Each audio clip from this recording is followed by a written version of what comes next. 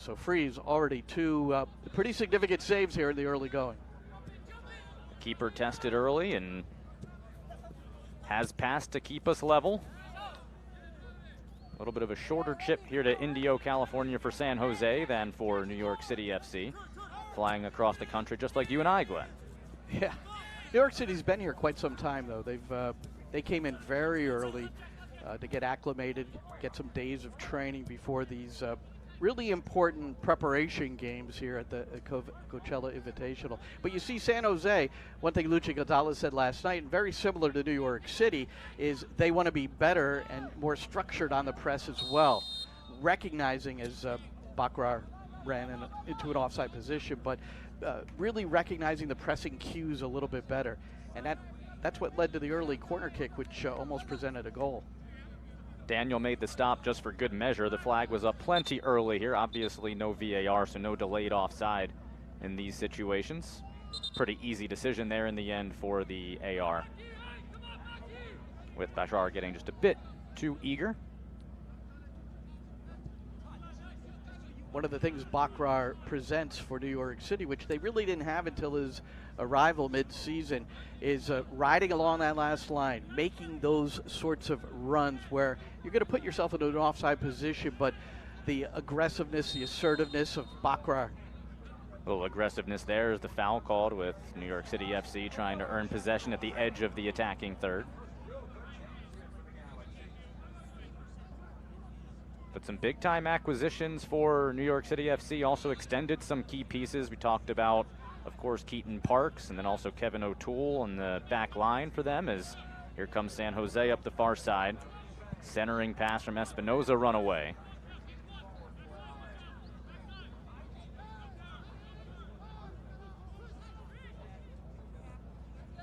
Feathered through the right side, and forced just to play it out along that far side is O'Toole to concede the throw.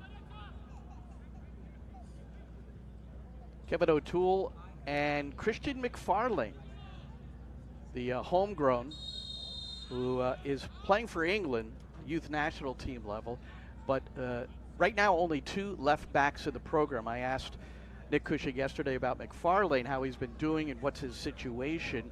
A young man who just played MLS Next Pro and NYCFC 2 minutes a season ago, but well, looks like he's here to stay and will provide some competition for O'Toole.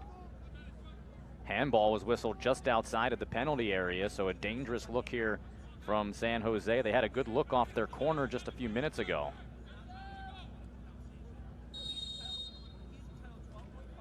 See what comes of this. Towards the back post, headed away rather easily. And a slip here, look out. Taken off the foot for a clean breakaway back the other side. And the shot put right on in, and a goal for Bakrar right off the top.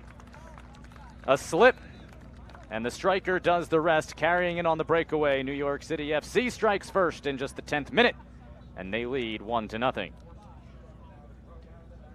Good to see the simple finish there, but pretty platter set, if you will, on that one. Liverpool fans seeing the nightmare of Steven Gerrard on that. On this occasion, at the back, it was Carlos Gruezo who was left by himself. He was sort of a protective device there off that set piece, and New York City countering, and this can happen at times. And for Bakrar's sake, he didn't always connect on what you would consider maybe layups last year. His efficiency was not up to the standard that New York City was hoping. So that's a good first goal of the 2024 season, even though it's in the preseason. And that'll make Bakrar, strikers have to be confident, and that'll take him up a notch. Absolutely. He then a little bit aggressive off the restart, maybe feeling a little confident after the finish that put New York City up front. Jackson Ewell on the worse end of that one as you watch here again, and the slip. And Bakrar off to the races after that, kept it mostly on the right foot. And then a composed finish with Daniel coming off to try to pose some resistance. But Bakrar able to slot it home. Yeah, and San Jose, Guezo's teammates really not providing any sort of cover because it looked, that was innocuous. Looked like he was just maybe going to sweep it back to his keeper or maybe just pivot out of that. And unable to anticipate, therefore Bakrar was able to run in on goal uncontested. Here's a loose ball at the top of the box. Ebabesi gives it off, a shot the other way, just wide from Espinoza. He's been hunting early in this first quarter hour, that time a whisper wide of the far post. And Ebobisi helping to make that play occur. And one thing they're hoping from Ebobisi, who does create, and he's a striker that can hold up play and make things happen.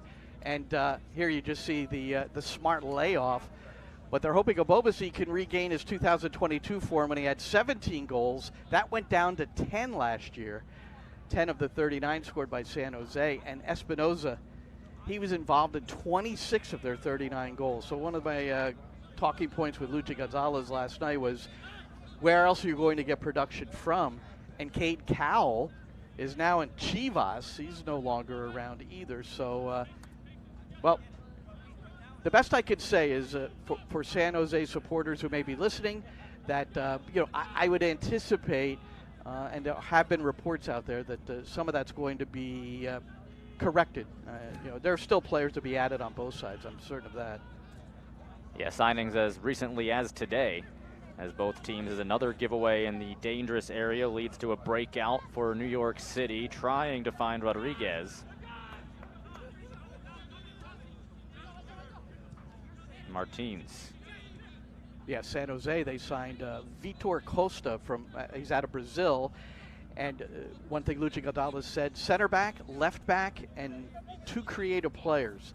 That's their goal during this transfer period. And you hope you have as many of them involved as possible in preseason. Sure. So that you can get them ready for the regular year. But it doesn't always quite work like that, generally because of the visa situation. As New York City's still waiting for Augustine Ojeda, they can't wait for him to get in, the winger.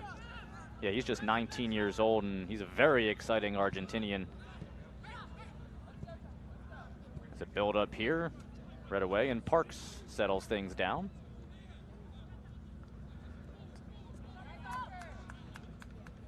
Build up the right wing. Verhoeven trying to set something up for San Jose. Ewell. Possibly deflected as he launched from long range, and it will indeed be a corner for San Jose. 3 or 4 slips so far from players, including one that led to the New York City goal, and they soaked this field down really with the sprinkler system was going strong, and there's been a lot of rain in the area as well, and I'm not sure how much that there's a slip. Yeah, there's the one that led to the critical goal. Slip, yeah. Yeah, well, they were watering the field today. They also had blowers out here early this morning trying to get rid of the rainwater and replace it with the natural water from the sprinklers to get things the way they want them. But another corner, third set piece opportunity for San Jose in this first 15 minutes. Again, go middle of the 18. This time it's Gruezo. A recycled run, a well-weighted ball. The cut back. Can't find the angle, and it will be a harmless end there as Espinoza once again on the other end. Gruezo chasing that clearance by New York City FC. Very familiar look. That's exactly the run. He was facing his own goal. That he was, this time though, he kept his footing and was able to get the ball back in. But New York City's defended, and I don't want to make light of the fact that they've defended 2 set pieces quite well, and that might sound overstated, but that was a major talking point last year, the inability to, and conceding off of set piece opportunities, and that's certainly been a focus in preseason as well. Which is all the more important when Matt Freese came up with that big save right off the top for the confidence in defending those set pieces. And since then, they've been rather good. Quick build. Marie will control and release.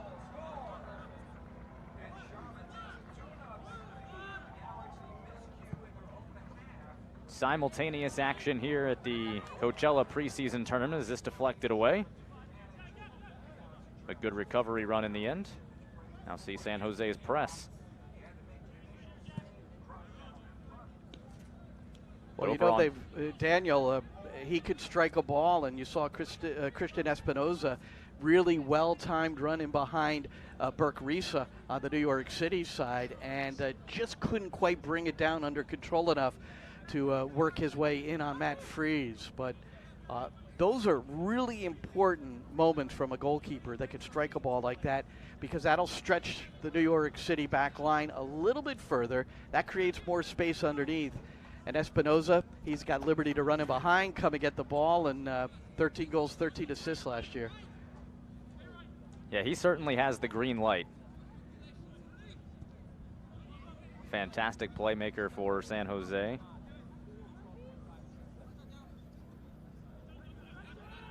And we saw Kikinovic get involved off that set piece. So this is a front line for San Jose. It'd be interesting, Glenn, to see how they work with one another and grow together, because there's three pretty dangerous options at the top for the Earthquakes. The takeaway here, Parks. This pings over to Wolf. Hannes Wolf, cut back, cleared away. Hannes Wolf, a natural left footer. On the ball again. Wolf. Rodriguez, back to Wolf. Surrounded by Earthquakes jerseys and pride off possession. Important defending there at the top of the penalty area. Wolf, I had went on his Instagram, and he had a lot of pictures of himself playing. And I think I counted 50, and only twice was he using his right foot in any of those 50 photos. So, who needs next-gen stats when we have social media? So on the right side, you're going to see him come into the middle a lot. He could be used as a number 10 this season as well. As things develop, we know Santi Rodriguez can play on the left side. There's a lot of versatility with the current wingers who are here at Coachella, and also a guy like Ojeda coming in. A little bit of a sketchy moment there, but disaster averted. They combine to break free of that press. Sands with a heavy pass back, and Sands, one of those exciting homegrown players for New York City FC. There's quite a few of them, Glenn, on this team that have really grown into their own. You mentioned McFarlane and how good he's been as a play up the left side, and dangerous look here for Magno. Tripped up, whistle stays silent as Rodriguez able to make the play in an important spot.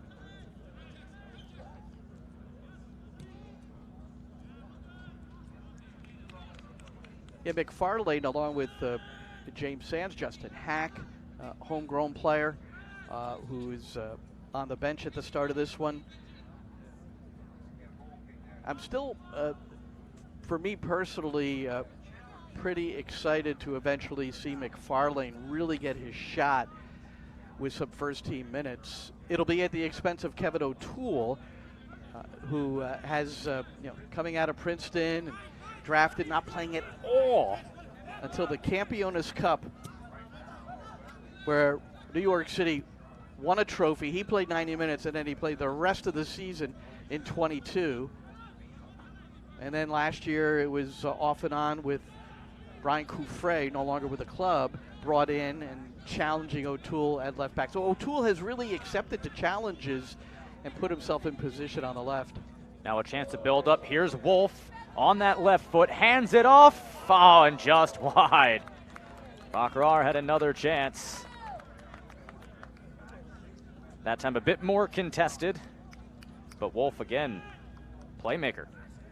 Still, and there's Monsef Bakrar, who will consider it unfortunate that he didn't get his first half of brace.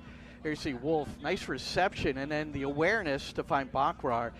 That's, you may look at that and say that's got to be in the back of the net. Bakrar will say the same thing when he thinks back. And maybe in the film session, it'll be pointed out. And for some of those getting their first look at Wolf, he's been awfully impressive for a left footer building up that right side. He's created a few really good opportunities here in the early goings, just 20 minutes gone.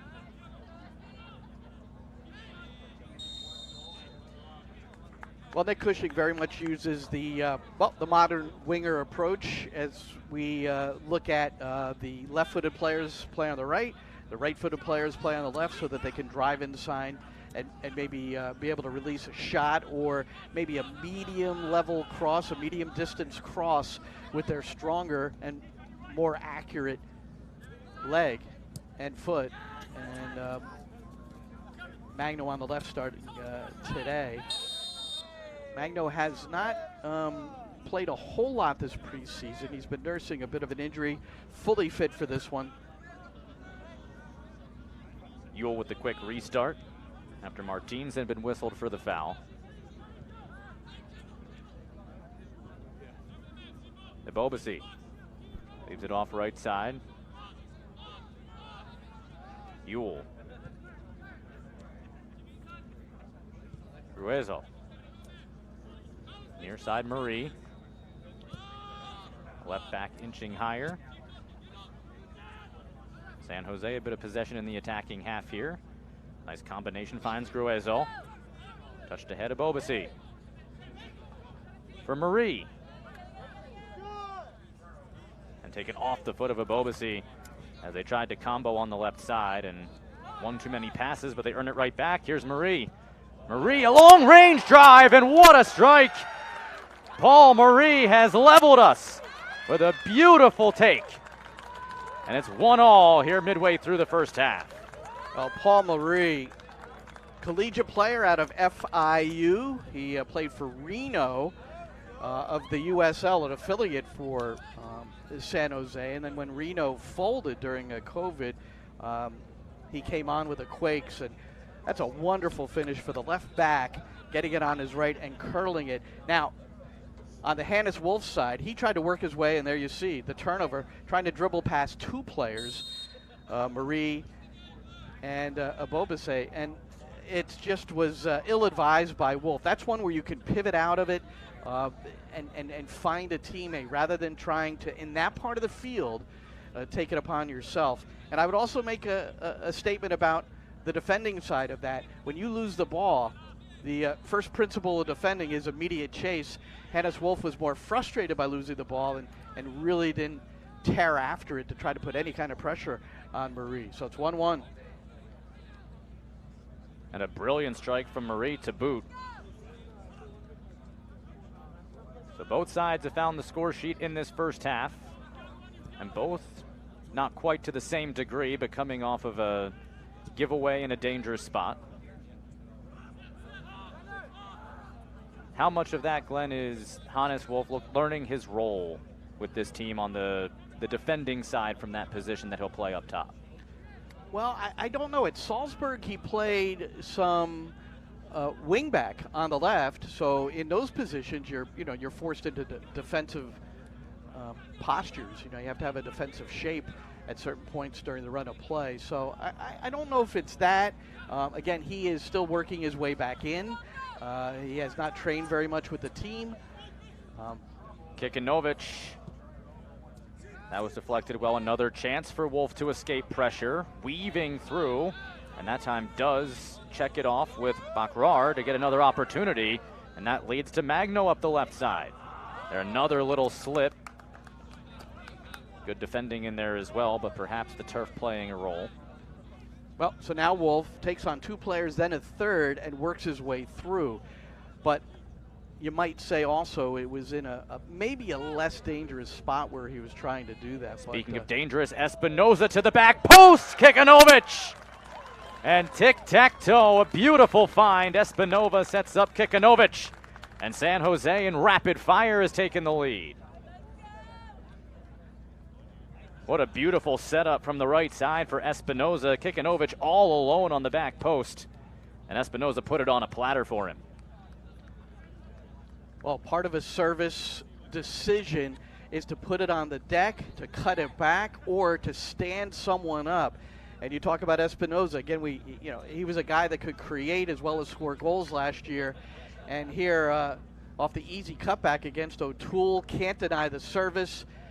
And Ilinic not there in time for Kikinovic.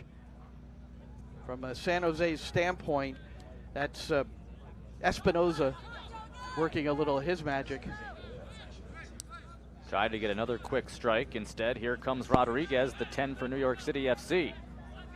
Santi Rodriguez gets a little chip back. Rodriguez!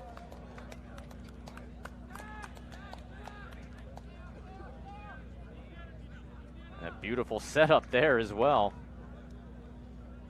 Back and forth action, things opening up here in the middle portion of this half as Rodriguez set it up. And then the chip, the one-timer just wide. Well, that's a scoop that will occur in Brazil on the futsal courts and on the beach. Tylus Magno, we've seen him do that before. Those who have followed New York City FC in those tight, close areas, he could still find a player, and he and Santi Rodriguez have teamed up quite often over the last 3 years and nearly connected again. Yeah, really good looking build-up, especially fresh off of conceding.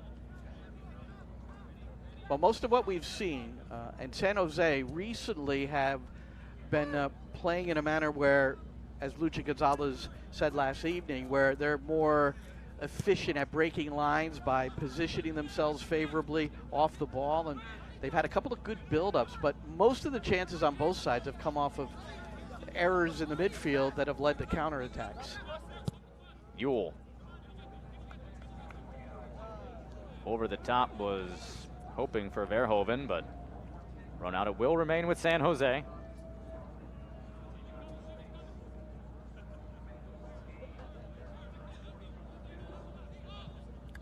Rolling ball, centering for Ebabesi, but cleared away, and San Jose will reset.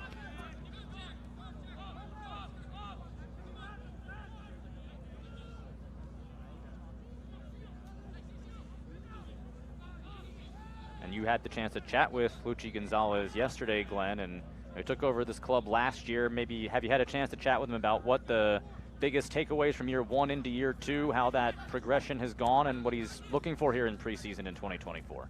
Yeah, I thought one interesting thing that he pointed out to me is he's coming off of, he's entering this team last year for the first time as the head coach off of Matias Almeida, who was a pressing coach, but it was not particularly organized, and man-to-man marking everywhere. So teams solved that after they experienced it pretty handily, and they conceded so many goals. 26 fewer goals conceded last year in Luchi Gonzalez's first year. But he also gave credit to Almeida. I'll get to that in a moment. Kikanovic was starting a run for San Jose. Left back for Gruezo. Espinoza, insert blocked. So what Luchi was referring to when he arrived at the club, the players, he said they played in a system requiring man marking, which is a really important defending consideration, great physicality, intensity, but also technique and creativity. So the Almeida way had all of that. So what Luchi Gonzalez said that he feels was the key to what they added was, let's give it some structure. That's an exact quote. Let's give it some structure. So structure, obviously when you give up that many fewer goals in the season. Yeah, that foundation went up pretty quickly, you could say. Sure did. Yule steps this back. Now a turn from Skayen.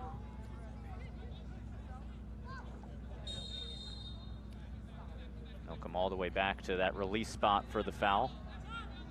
And it'll be a free restart for New York City.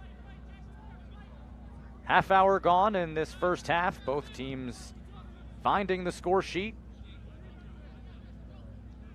Now New York City, who struck first, looking to get back level before the halftime break. As Ilinic centers it. Here goes Rodriguez. Gets it back. Rodriguez cuts across. That deflected up by a defender was Gruezo, forcing Daniel to react quickly, and he hops off to grab it.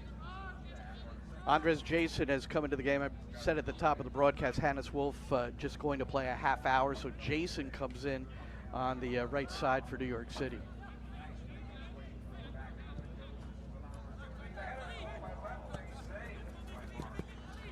For the first change of the afternoon. And the man who is one of the best in the league at drawing a foul gives one up there, Jason on Marie.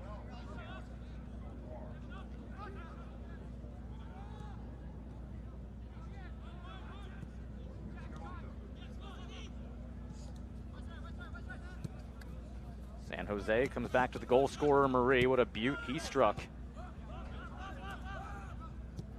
That leveled things.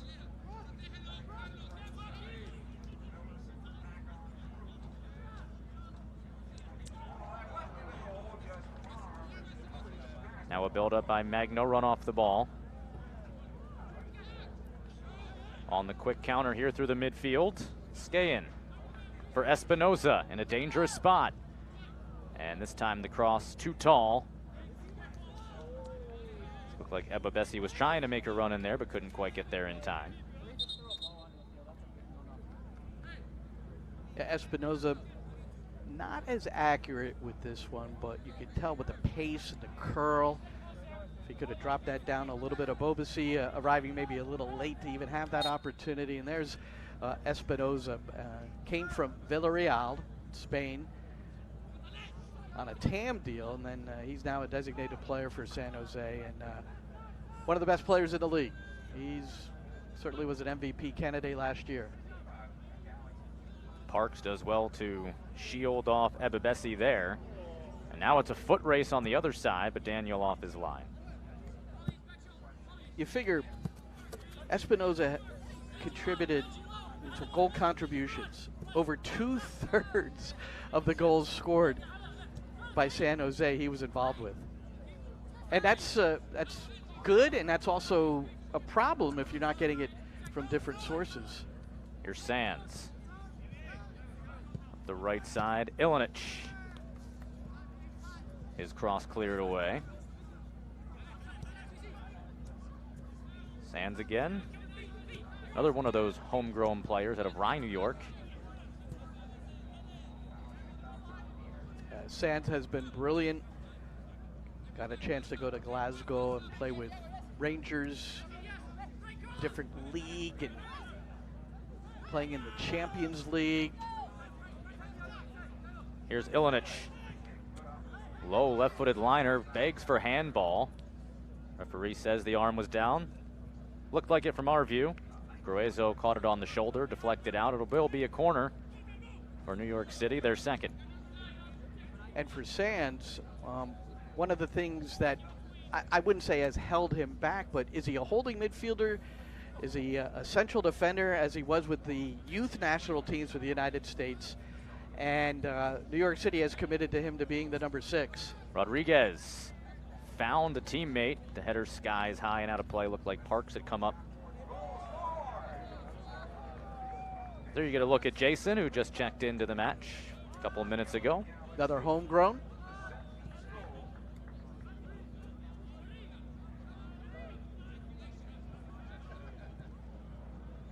And you mentioned the move, we'll talk about it in a moment, as New York City prized this away. Jason tripped up.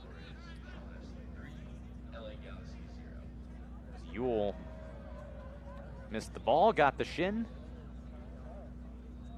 Well, there was a point last year, and I don't know if it was a final season statistic, but Jason was #1 in MLS with fouls drawn per 90 minutes. And he's good on the ball. He really, as he told me in an interview once, he really looks to where the defender's coming from and drawing the contact. Looking for Magno. Still free. Ilinic. That one a bit off the mark, as there were 3 runners crowding near the top of the 6-yard line, but nobody towards the back post where that one trailed. Now San Jose in transition.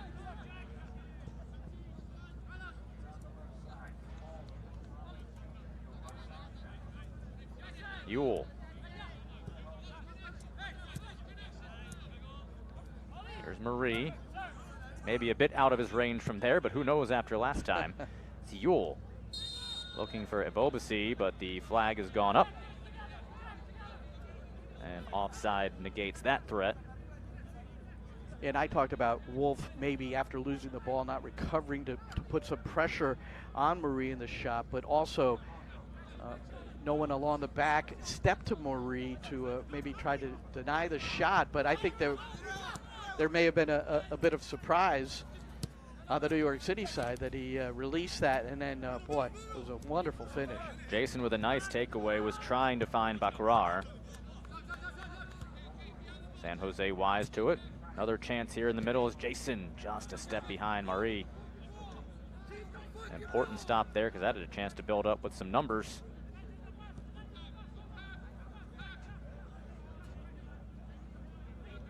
Just thinking about up to this point, and we remember Bakrar scored the initial goal on a breakaway off the slip by Guarezo, but had another excellent opportunity from Wolf that probably should have finished. And that would have made it 2-0. Now you're sitting at 2-1, and this is one of the things that plagued New York City at times a season ago. The inability to finish in the big moment, and therefore, you know, if the other side comes back and gets one or two, then you're sitting on a loss or maybe a draw instead of the victory. Ilinic for Sands. Back the high cross, headed down not once but twice, and then finally cleared away as Beeson came over to cancel that threat. But all in all, both teams, Glenn, have shown some attacking danger. Really good opportunities. You mentioned that one that Wolf set up. Also Magno having the nice little combination with Rodriguez as Ilinic. Not quite enough weight on that ball to get Jason on through. Jason was preparing to make a run in behind at an angle instead of checking back towards Ilinic, so communication issue. New York City still getting the throw. Great work by our cameraman Danny there field side to avoid that one. Quick restart. Rodriguez rolls it through. Bakrar! And that pawed away. Another good look inside and a thumbs up. That's another well set up play. Well, Bakrar there talked about he should have finished the second one, but he has all these striker tools off the ball. And there's an example. Well-timed run, great reception in the area, and turn and shot. He hit the post. Nonetheless, it was an example of what he can do in the area. And the anticipation from the coaching staff at New York City FC is that he will be more efficient this year based on what they've seen in preseason. And look, for a striker, 1 goal every 3 matches, that's about the least that is acceptable. He hasn't quite reached that rate yet in a New York City uniform. Well, he also tried to go top shelf there, maybe sensing that Daniel was coming across and was in pretty good position to that near post. Just high degree of difficulty there to find that spot.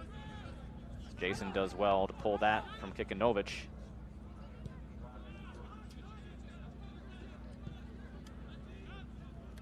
'40th minute. Here in the first of the preseason tournament, Coachella Valley Invitational, as bodies come together. And a yellow card shown.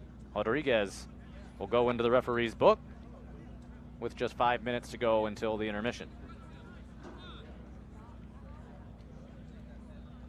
Wait till we get another look at it. I thought it might have been a Charlie horse. Santi Rodriguez got hit rather heavily on the thigh.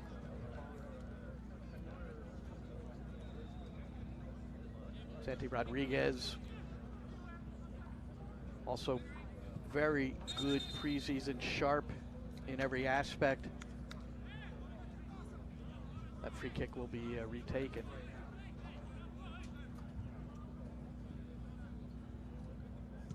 Well, this midfield for New York City FC, Glenn, and we'll talk about it as the match kind of develops, but these three that we've seen, Sands, Parks, and Rodriguez, been quite a cohesive unit. Add in Pereira, who's now full-time after spending some time on loan from the Philadelphia Union. So there will be some options for Nick Cushing in that midfield here as the next few weeks kind of melt away towards the start of the regular season. I think Perea was a massive acquisition because he presents in the midfield something a little different, something New York City doesn't really have, a really strong two-way player who has a bite, just a little different profile than a Keaton Parks or a James Sands. Bakrar for Jason, and shot blocked away. Another chance for Jason. This time a one-hopper fielded rather easily by Daniel on the long-range attempt. Jason can score from distance. We saw it a season ago. However, that one was stuck under his body a little bit and really couldn't strike it. I think he really wanted to curl it to the left on your screen and to the right of the keeper. Taken away by Bakrar. Wide open in the middle of the park, Rodriguez. And the takeaway by Bakrar, he sets up Rodriguez, and just before the break, we are level. New York City finds their second. Well, through the 5-hole, Rodriguez first time shot, but that's Bakrar doing the defensive work to win it. And again, it's and maybe it's the time of year. There have been a lot of turnovers in difficult positions. None worse than that here today, as Beeson had it taken away from him, and Rodriguez was placed perfectly, and Bakrar found him. Yeah, no one around Rodriguez, and it's tough to blame the rest of the San Jose defense thinking they're going to have a free release there. And then Bakrar, who on the takeaway scored it last time. This time the takeaway leads to an assist. And a good first half statistically for the striker. Levels us once again.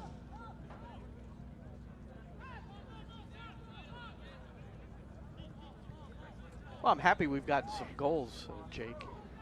You never know. That Galaxy Charlotte game opening half, which is being played simultaneously to this one here at Coachella, 0-0. Charlotte got a couple in the second half once the academy players started to creep in. As here's a build up the right side. Jason, can he keep it in? He can't. And we'll see plenty of youngsters, Glenn, I'm sure, in the second half. And we talk about the homegrowns. We talk about some of those players that might challenge for some playing time in some of the spots, and also just some experience to play at this level. And it'll be exciting to see what that looks like. As the other match you just talked about, Glenn, goes to full time over there. It was 3-1 Charlotte taking down the LA Galaxy. Kind of a road game for Charlotte in that one, but they are able to get the result. But all even here, nearly through 45. That Rodriguez goal, Santi Rodriguez, if he were to classify one of his disappointments a season ago, is not finishing more consistently coming out of the midfield. Just 5 goals a season ago. So that's, you know, again, even when it's preseason, it could be in training. You know, when you fill up the back of the net, better when it's in a competitive environment. When you score, it adds to the level of confidence and assertiveness that you might have in certain situations. So good finish by Santi, putting himself in good position and knowing that Bakrar did the hard work to get him the ball. And you mentioned a similar story for Bakrar earlier in the match when he scored off the takeaway. So a couple of guys that New York City FC would love to see get going, take advantage of some, as you called it, layup opportunities. That one a little bit more difficult, but Rodriguez able to get the job done with Daniel recovering nicely as these final few seconds of this first half. They'll put 1 minute of additional time up. Fourth official on the far side you saw there in the middle of your screen. So 1 minute to add on. Rodriguez and Bakrar both have that go under their boot. And now Ewell. Maybe a chance for one last build to break the draw before halftime.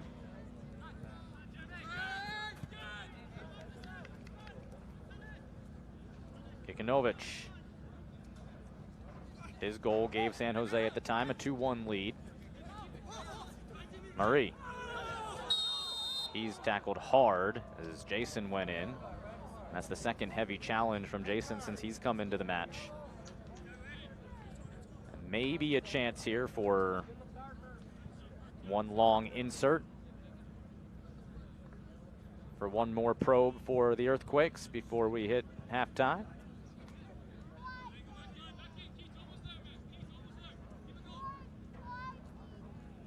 It'll be Espinoza on the ball. He's had a few really good inserts so far, including the assist on that Kikanovic goal.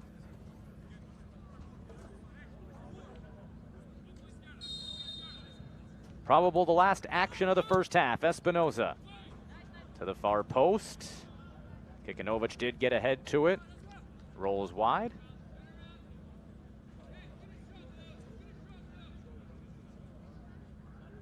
All in all, some good chances on both sides. Some turnovers, definitely some things to clean up, but it is preseason.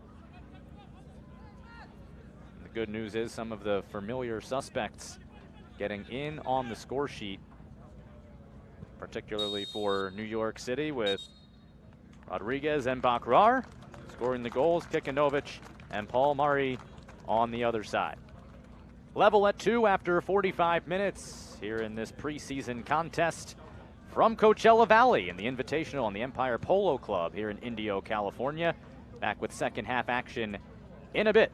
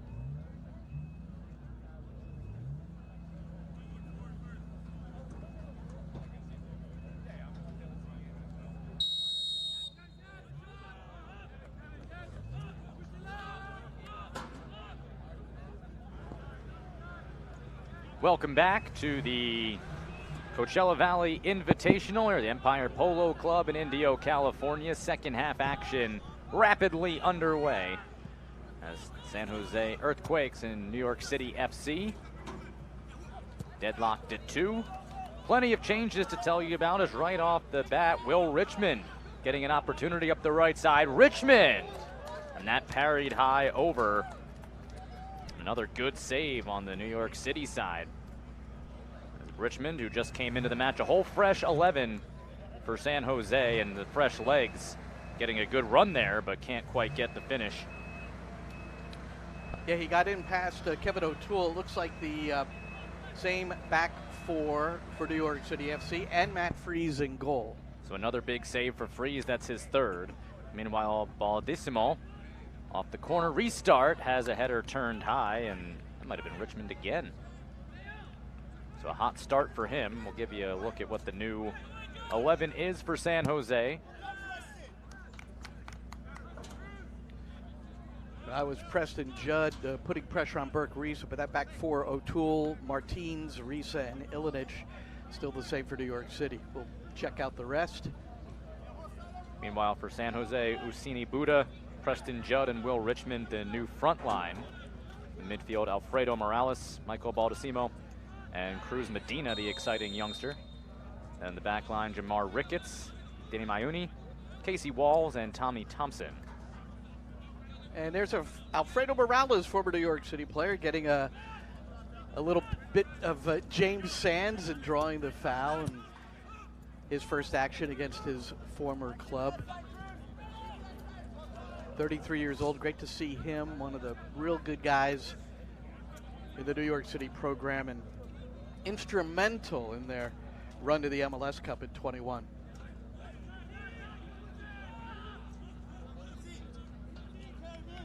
So Glenn, you had mentioned it at the top that New York City FC might be a little bit more extending with their starters in this one and give them a bit more run, while we knew for a fact that Luchi Gonzalez was going to switch at halftime, basically an entire new starting 11 in this second half. So maybe the fresh legs will play a factor here early on, but just difference in theory, I guess, here in this first preseason match of this tournament. Well, it has to do with what's happened throughout preseason for both sides. I mean, everything is analytical at this point in terms of taking care of the players' bodies. It's data, it's science, it's GPS. And one thing in talking to Nick Cushing yesterday, he said, almost kiddingly, but he's trying to push his performance people to allow him to add the extra minutes today with his group. And indeed, it looks like the same 11 with the exception of Hannes Wolf, who went out after a half hour, and that was planned, and Andres Jason in for him. Otherwise, it's just the same for New York City. Tommy Thompson couldn't quite get to it. Instead, they come near side. It's Medina. Now Mayuni.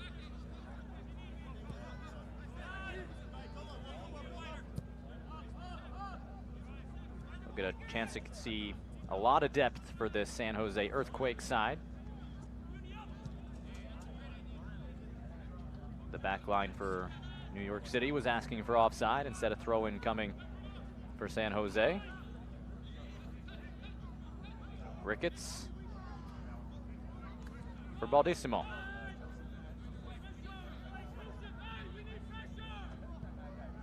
Walls. Hoping for Ricketts, and then Usini Buda up that left side, but that will run out.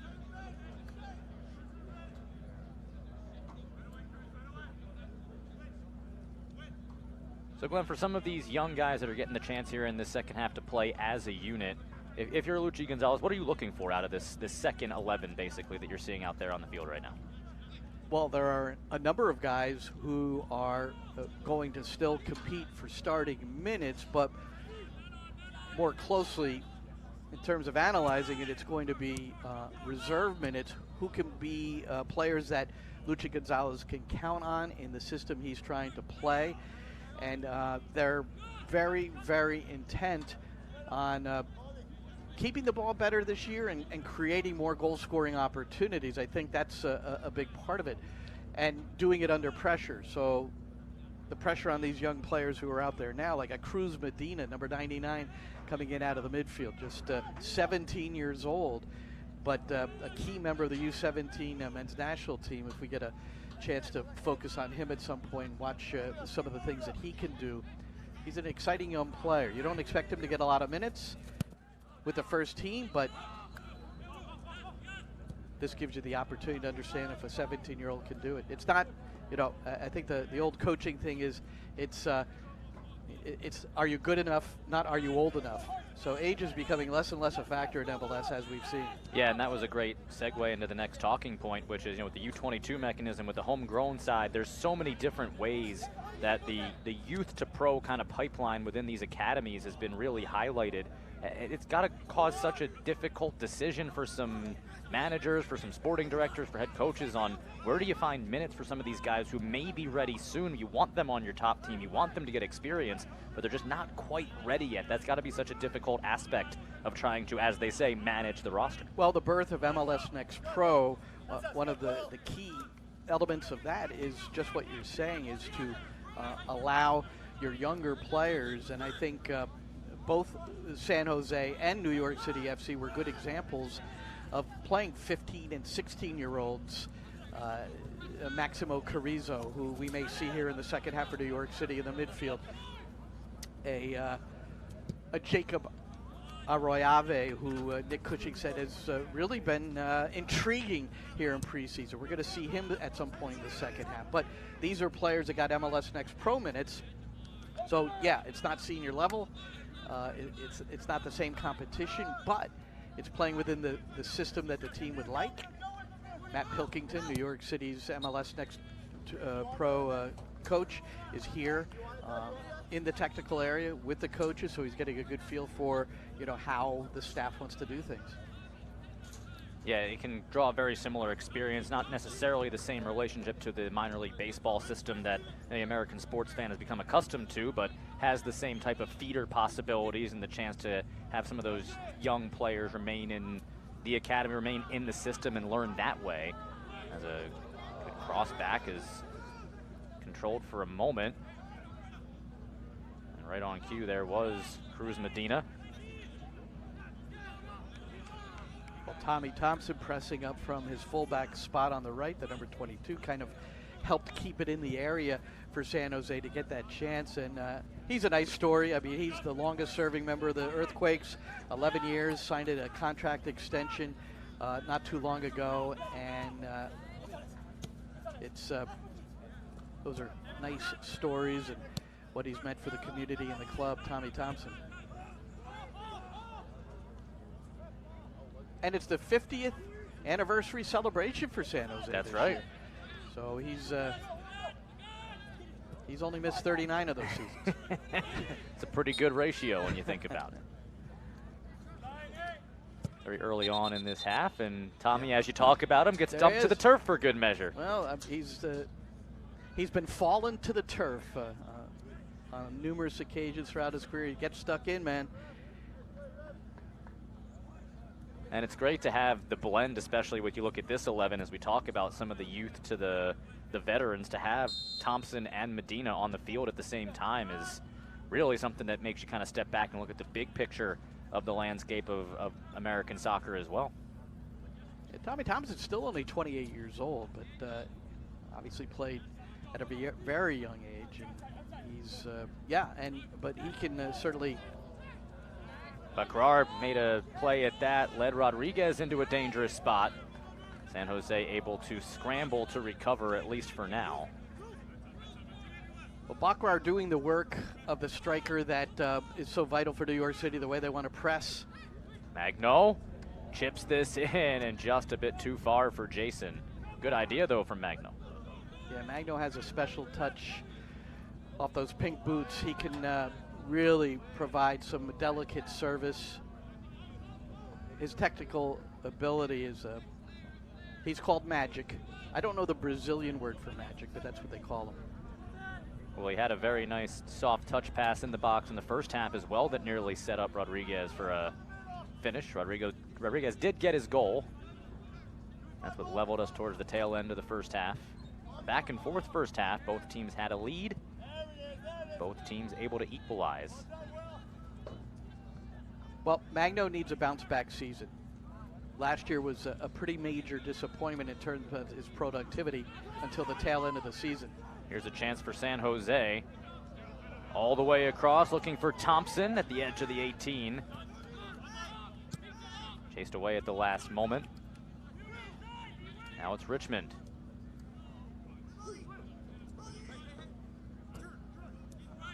Iuni. Morales. Richmond. His cross blocked and it deflected off of him. And so it'll be a goal kick. Unlucky there for Richmond for his efforts. Doesn't get the set piece that he was looking for. Kevin O'Toole gets the defending done.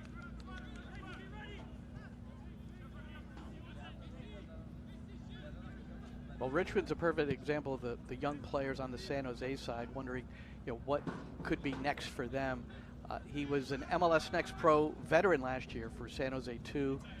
Played in both their playoff matches in the postseason in MLS Next Pro, and was on the bench for half a dozen regular games, maybe more, but didn't see any time. So these are precious moments for him and the club. And some of these guys are going to be MLS Next Pro again. That's where they're going to spend their time. The chance to continue to learn and grow as Ricketts plays this up the left side. Now Medina furthers it forward, and then a little bit too much on the follow through.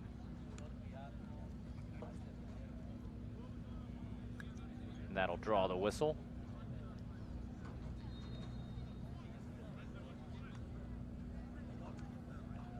On the two-team side, MLS Next Pro, New York City, recent acquisition, Tomas Romero, a Jersey native, coming from TFC, and right now you would have to consider him, at least the thought process, that he'll be the third keeper behind Matt Freese and Luis Barraza. Freese started this game and has played throughout. And Alex Rando, it looked like he was going to be number 3. He's an MLS Next Pro NYCFC 2 player, so it looks like he may be dropping down to get a majority of his minutes this year again with the 2-team. Things happen. You just have to compete. There's not much more you can do. And there's really no replication for game experience. No, there isn't. And in goal, Alex Rando's not going to get any reps at the Coachella Invitational. It's going to be, I would think, all Freeze and all Barraza, depending on the coach's choice. San Jose with a switch there that nearly caused some problems. See some frustrations perhaps, as there was a disagreement on which way the flag should point. Those who are watching that are City supporters, or maybe just MLS supporters, wondering about Andres Perea and Julian Fernandez, New York City. They both have very minor leg injuries. I talked to Perea before the game, and he's fine. He'll be back soon.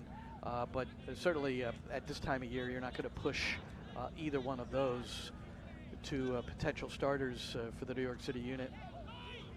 Boy, Nick Cushing was so happy with what Perea gave them at the end of last season as well. Great for them to be able to bring him in full time, and obviously you want to, as you said, take your time. It's a long season, plenty of opportunity, but once he gets worked in a full off season, full chance to build in this system, that could really be something special to add to this midfield as well. It was interesting. He was with Orlando City and then Philadelphia, and it just didn't fit in at Philly to the extent, and they were very deep in the midfield anyway. And he turned out to be a perfect fit for New York City FC, and had to work out the deal. It was a loan from Philadelphia, so a lot of money exchanged. He's now a member of the club. It's a dangerous chance. Magno has it run off his foot. And that ball, you call him magic, that ball seemed to just gravitate right towards Magno on that run.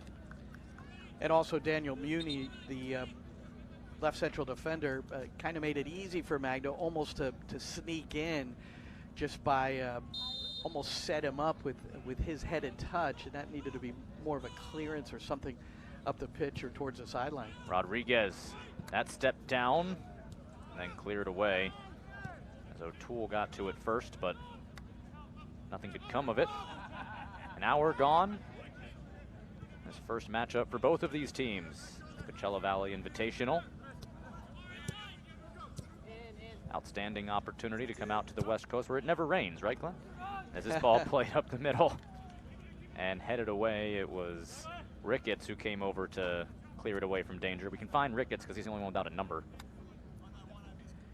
Santi Rodriguez, who has become a very valuable creating and setting up teammates, and one of the things he just did there that he is so good at is the reverse ball. Inside dribble. That was Santi before, and then trying to find Bakrar, who made that hard diagonal run in. This one clipped into the middle. Arch will have a go, and that deflected away. Should be out for a corner. Here you see Keaton Parks. And another one who just signed an extension, but he's only 24 years old, and it's all the conversation with him about stepping up into a leadership role this year. He talked with NYCFC about that just a couple of weeks ago after signing the extension at the middle to tail end of January. Quick restart here. Corner headed away. Well, Keaton has, it took him a little while. It was Dome Toronto 2019 after a U.S. Open Cup match as the half clearance by San Jose. Not all the way out though. Risa keeps it alive, comes back for him. Now O'Toole. Told his story a bit in the first half as Magno had that one eat him up a bit. Couldn't field it quite cleanly. That allows Richmond to try to break back now for San Jose.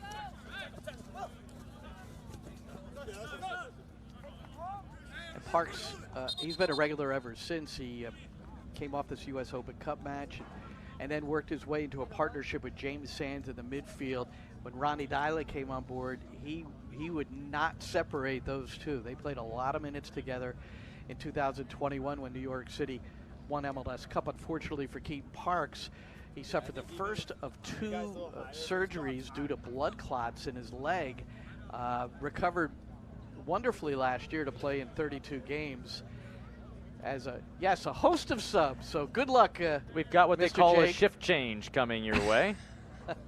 I do see Christian McFarlane, so I had called for him, and he'll come in and play left back for Kevin O'Toole, number 22. There they are, greeting each other right there. And then the rest. Orelleva looks like he's coming in as well. Gabe Siegel at striker. So we'll have fun here in the second half. But Parks played 32 matches last year, fully recovering from that second surgery. And I think that also showed New York City that, look, this is one of our leaders despite his age at 24. He's a strong competitor. When I asked him in the preseason, is it important to win these games at Coachella? He said absolutely, that this team needs to learn how to mop up games at the end, come back late and win, and he's looking for a better mentality in his group, and he's one of the guys tasked with that leadership responsibility. Well, now it looks like it'll be some of the younger guys getting a chance to stretch their legs. About an hour. Makes a lot of sense here as they play the advantage here, and now Richmond. A little bit of frustration there from Preston Judd, who was run off by Rio Hope Gund, the New York native.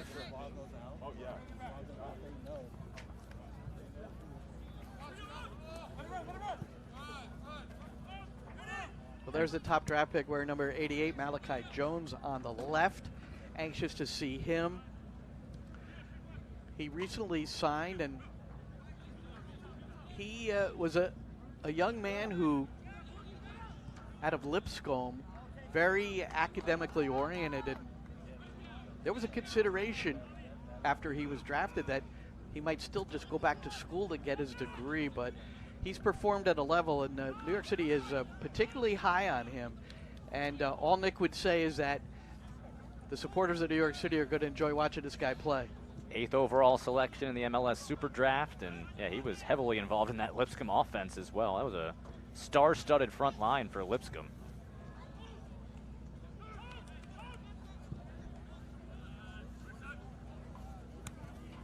Here's Thompson. Flag stays down. Richmond just out in front of Judd, who was making a run. The groans from the crowd. It's a good build up there. That was close. Richmond deemed onside. And not a badly weighted ball there. Judd just couldn't get on the other end of it. Richmond now has gotten in twice this half, coming off the bench in the second 45 minutes, where he's created something on the flank. He basically started this second half by doing so. Other than that, ball's been middle of the park for a good little bit of this second half.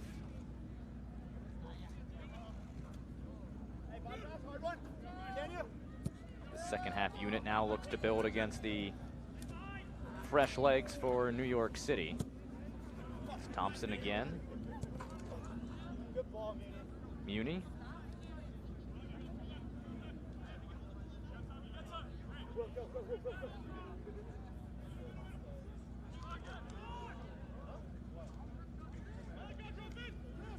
Medina.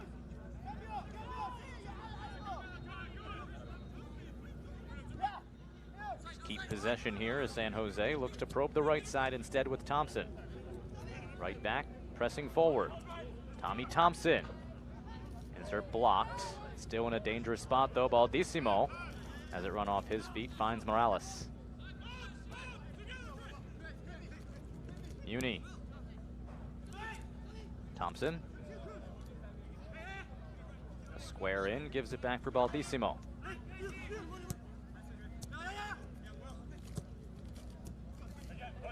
A little combination there, trying to slowly encroach towards the attacking third is now Walls.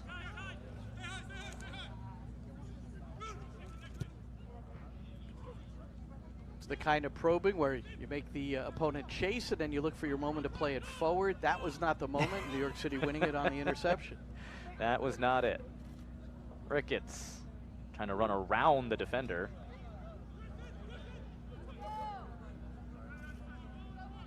Does find Buddha. Bouncing ball for nearly a chance. Baldissimo. Now here's Jones. Try back the other way. Jones, a little stutter step, is yanked down from behind by Morales. And we'll see what comes of this. Probably a booking. 100%. Little hesitation move, and that's the sort of dynamic movement that Nick Cushing was referring to last night. Just a hesitation move. He beat Alfredo Morales cleanly. Morales knew it, and that's a veteran purposeful foul to prevent Jones from walking in at what would have been a dangerous angle, driving towards that front post. Would have been interesting to see what happened, but now it's a set piece. And that little stutter step was awfully impressive. Carried that ball about 40 yards before he did it too. Jason on the restart. It's picked up by Gray, and Gray with an ambitious drive in the end. Wasn't all that far off, but not much of a threat for Yarbrough and that San Jose defense. Well, Tavon Gray is in a battle with Micha Ilinic, fullback on the right. The fact that Micha Ilinic started today does not necessarily mean he has quote-unquote won the job, but Nick Cushing does want to give him minutes in competitive areas in the preseason to see just what they might be able to get out of the 19-year-old who earned his first senior cap with Slovenia in a game against the U.S. It's Ilinic and James Sands was on the U.S. side. Ilinic played in the second half. Sands, unfortunately, did not get off the bench. Baldissimo centers it. Medina touches it wide. Here's a drive that's blocked off. as Buddha let it rip from just outside the penalty area. Drew a deflection out for a corner, but that time Malachi Jones was forced into some tough defending, and a good little transition play as Thompson set it up. There's Alfredo Morales, just a cute little hand towards the cheek of Shore, the young homegrown. Baldissimo will restart things towards the front post. Half clear. Jason fell as he was clearing out of play, and that looks like because he was tripped up.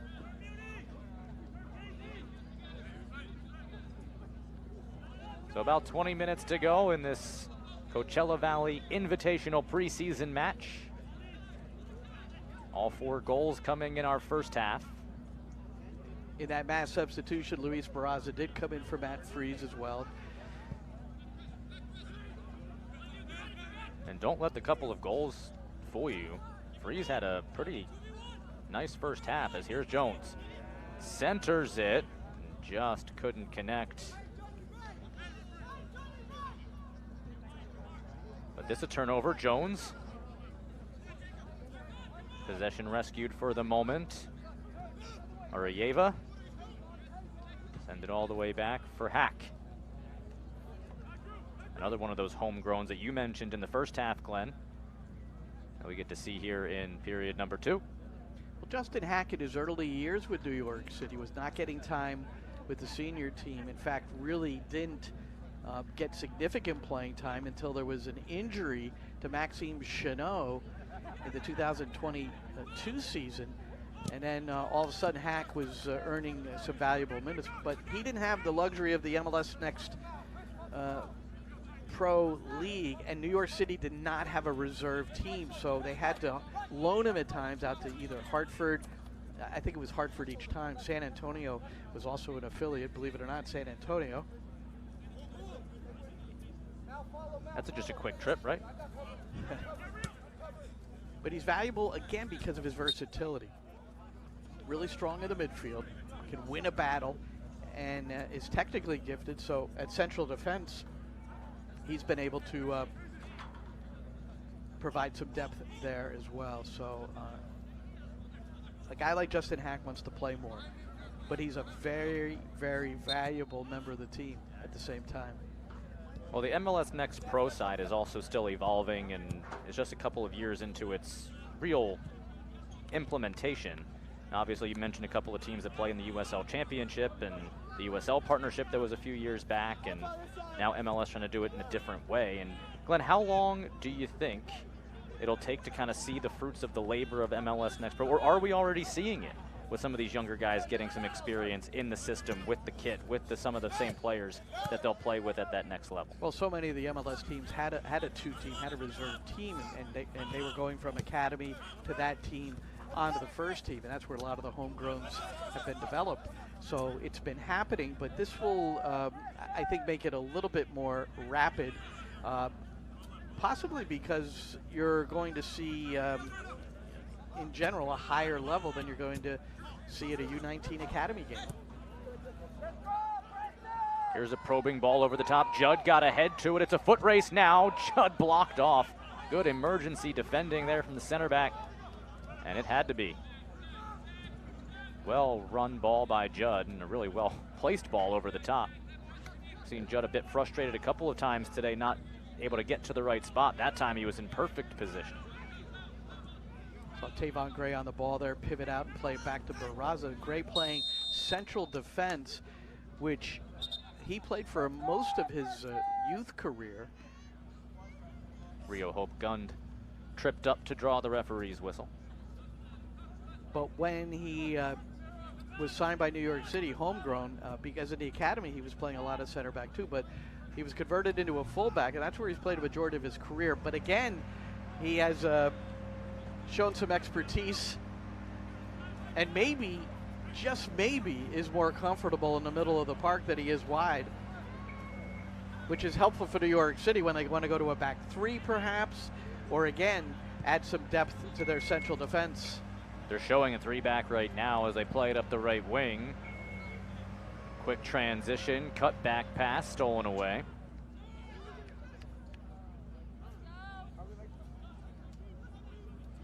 San Jose trying to get out of their own end here, kind of forced towards the corner. Jason making things difficult. A little bit of a shove there will give the free release in the end as Ricketts was tripped up. In New York City, they have signed a central defender as well. He is not here at Coachella. It'll be however long it takes with the paperwork. Straninia Tanasijevic, I have that right. Tanasijevic. Until he comes and tells us what his last name is, that's what I'm going with. Serbian national. Yeah, we talked about Malachi Jones and the number 8 overall selection. Ricketts on the other side was taken 13th overall. He's getting his first run here. I'd like to see Ricketts come to the right side and have him and Malachi Jones go at it. That would be Draft great. choices. Yeah, the 1v1 that we're looking for. Play with CSU Northridge. It's back-to-back all Big West first team selection. Speaking of Jones.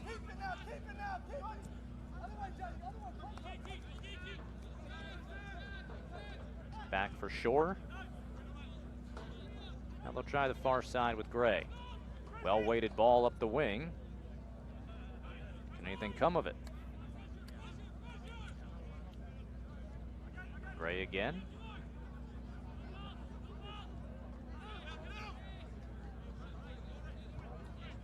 And now that patience is Hack.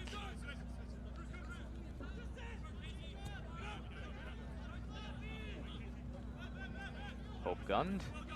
Checks it off, gets it back.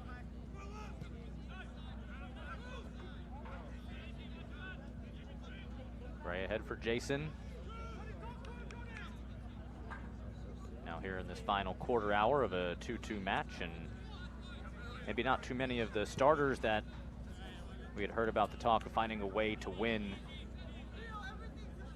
that we had heard about from Keaton Parks, but the young guys still will look to get some of that experience, and it translates. The starters for New York City played an hour. The starters for San Jose, the first 45. Minus one substitution, of course, with Hannes Wolf giving way to Jason.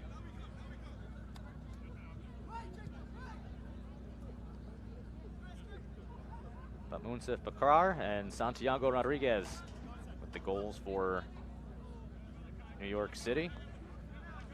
A long-range strike on the other side from Paul Marie, and then Christian Espinoza did what Espinoza does. An aerial cross set up Benji Kikinovic for the goal for San Jose. Both teams had a lead, both teams equalized. We were level at 2 through 45 minutes, and it's where we remain now. Hasn't been too much action goalward for either side to this point in this second half. But also things have been pretty clean as well. Not too many turnovers, Glenn, not too many giveaways in dangerous areas, which is good to see for some of these youngsters as well, getting comfortable playing in a little bit of a different setting. Yeah, and that's the intent of both sides, whether it's the first team, the second team, or the reserve side, or the academy level. You know, these both coaches, Lucha Gonzalez, he's renowned for his academy work with FC Dallas. He cares very deeply about what's happening beneath him, as does Nick Cushing for New York City FC. As I mentioned earlier, Matt Pilkington, who formerly the U19 coach, James Sands, national championship at the U19 level, Tavon Gray. Matt Pilkington was our coach. He's here observing everything. And there's a way they want to play, and that is control the game through possession. Here's Thompson with some room to operate. Thompson drives it far post, and a good header by Gray to prevent any further damage. Had a couple of options in the box there. Did Thompson chose to try to go far side, and behind the play there's a New York City player shaken up. It's McFarlane. McFarlane, who made his debut in September with the England U17 setup against Portugal. He's an integral part of the youth system in England, and that can only be good news for New York City FC and his development here. He had the January birthday, just 17 years old.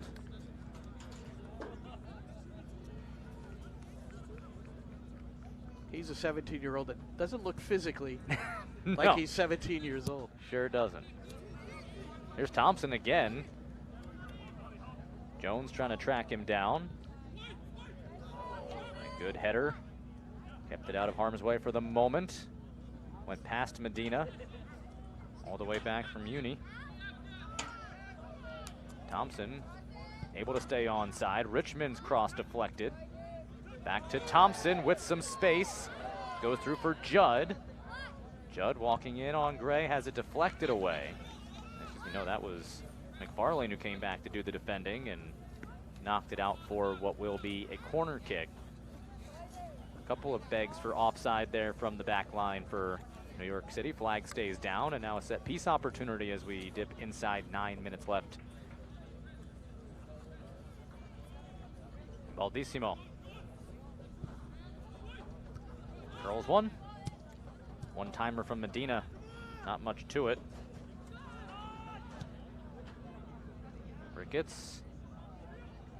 Can Buddha track it down?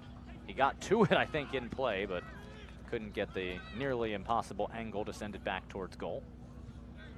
I like the big striker. He's 6'3", Preston Judd. He's familiar with this area. Played with the Galaxy too, and then with the first team at Galaxy. 3 goals in 17 matches with them before now joining San Jose. I think he's got a chance to contribute, whether it's in a reserve role. Jeremy Abobasi is not the classic number 9.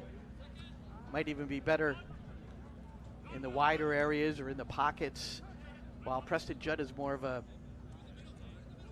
the 9 that we sometimes think about. You know, hold up play, big guy, good in the air. And it also gives you some versatility on how you want to match up and do some different things, which is going to be very important, especially the Leagues Cup returns in 2024. San Jose, they got a heck of a draw. Well, they have a real exciting game because Cade Cowell transferred to Chivas, and Chivas drawn into their group along with the Galaxy. So be interesting to see where those games are played. That hasn't been announced yet. All north of the border. It's everything in North America. Plenty of storylines abound. As Jones, more fancy footwork. That time put Baldissimo on skates. Now Jason. Gray. Hack. Back for Gray. Shakes off a tackler.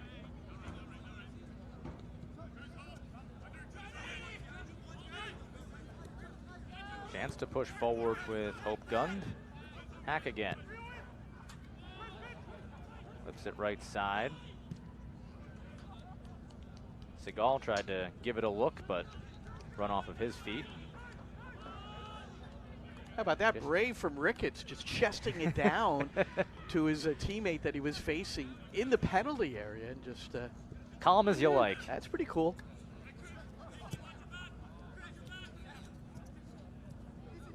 Chance for Jones again. He is fun to watch with the ball at his feet. What a well-placed pass there. Sets up Shore.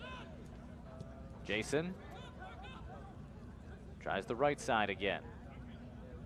Little stutter step. Well, at the very least, when you're in those situations, you want to draw a corner. Andres Jason did it.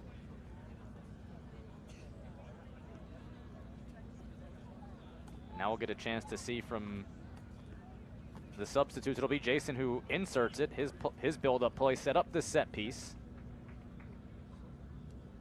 In swinger, top of the box. Jones gets ahead, but was in a sea of dark blue jerseys.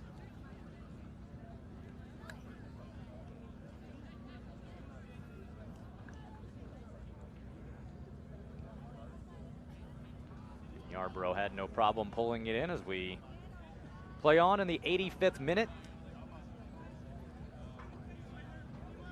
Opening day of this Coachella Valley Invitational. Indio, California. Now, the first half, I relayed Tylus Magnos, known as Magic, and Corey Clayton has wonderfully sent the Portuguese translation. I don't know if I'm pronouncing it right, though. Magia, M-A-G-I-A. So, thank you, Corey. Thank you, Google Translate. Yeah, I guess I could have done that on my own.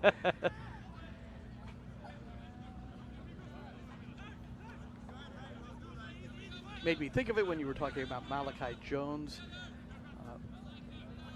Not sure if we've seen anything magical from him, but technically very sound, deceptive. Yeah, we've seen the stutter step that drew the booking. We've seen some really good play with the ball at his feet, some well-placed passes as well. Well, that's the one time we got him into the, or got to see him in the open field on the left side, is when Alfredo Morales dragged him down. He had some 50 or 60 yards to gallop, and so we still haven't really seen him accelerate into space because pace is one of his attributes, no question about it. We also haven't gotten to see him do that off the ball yet either. It feels like most of his carry have come that way. As here's a chance the other way for Richmond. Juggle the ball to himself. They want a foul right near the penalty area as Judd again got in the thick of things. Referee says play on. San Jose will do just that. Here's Morales for Buda. Headed down. Medina! And just wide.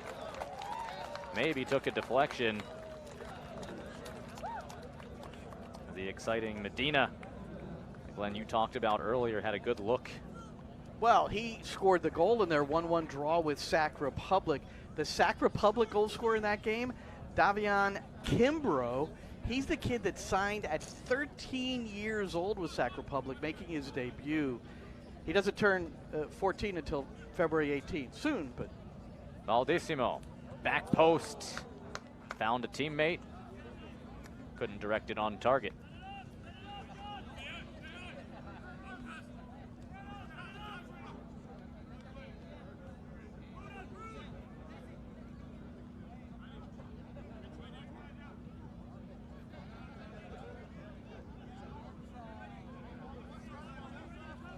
Final few minutes here. And Glenn, you got to see a group of 11 that was in cohesion for 60 minutes for New York City FC. As you watch that group here, you said they've been here for a few days. They've been working on some things. What are some of your bigger immediate takeaways from what we saw from that starting group for the New York City side? I think they accomplished, at least partially, what they wanted to off the press, to force turnovers and win the ball in the critical area of the field. But I was almost surprised that maybe they didn't press more consistently high, especially with their fullbacks. That's part of the plan. Jones on the run, beautiful setup. Got deflected away at the last moment, but Siegel on the receiving end nearly of a Malachi Jones burst into open space that you were so looking forward to, and then I distracted you as it was finally happening. It was a curling ball on the deck, though. He played it really nicely, well weighted, and gave Siegel, maybe what he could have done is seal off the defender first before trying to play the ball. But he and Muni arrived pretty much at the same time and then forced to commit the foul.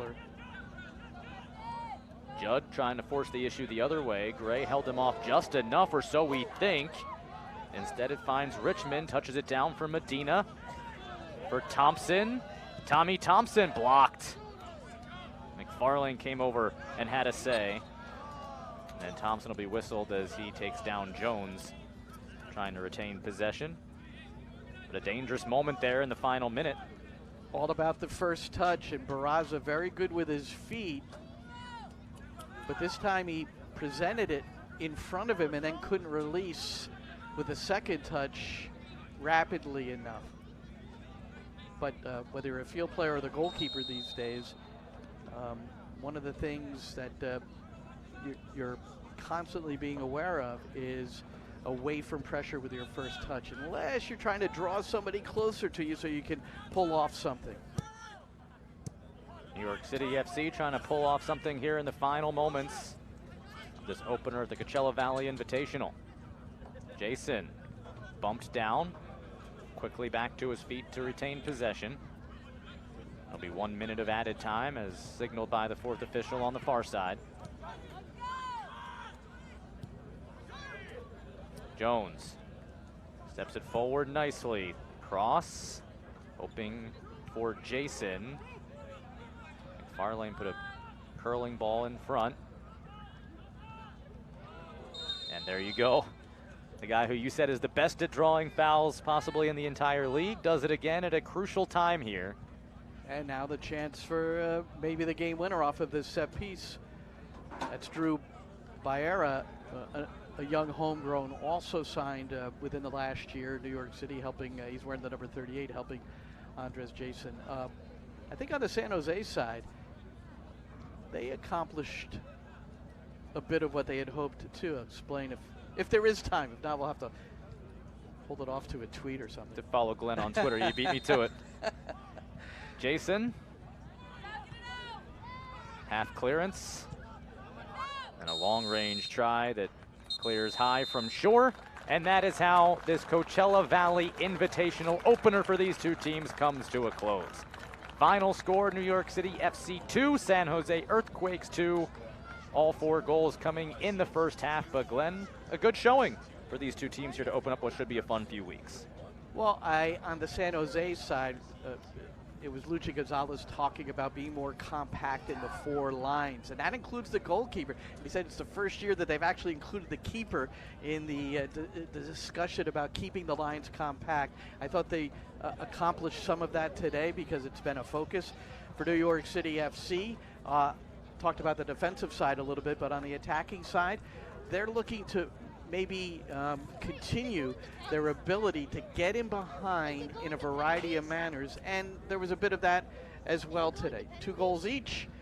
I'm sure there's at least a certain amount of satisfaction on both sides. Plenty of satisfaction, plenty of talking points, and plenty more soccer to come from the Coachella Valley Invitational. Go to CoachellaValleyInvitational.com for the full schedule and how you can watch us for the rest of the week. Glenn Crooks, big thanks to you for joining us here on the broadcast today. For Chase Neidig and our entire great crew, this is Jake Levy saying so long from Coachella here in the opener of the Coachella Valley Invitational.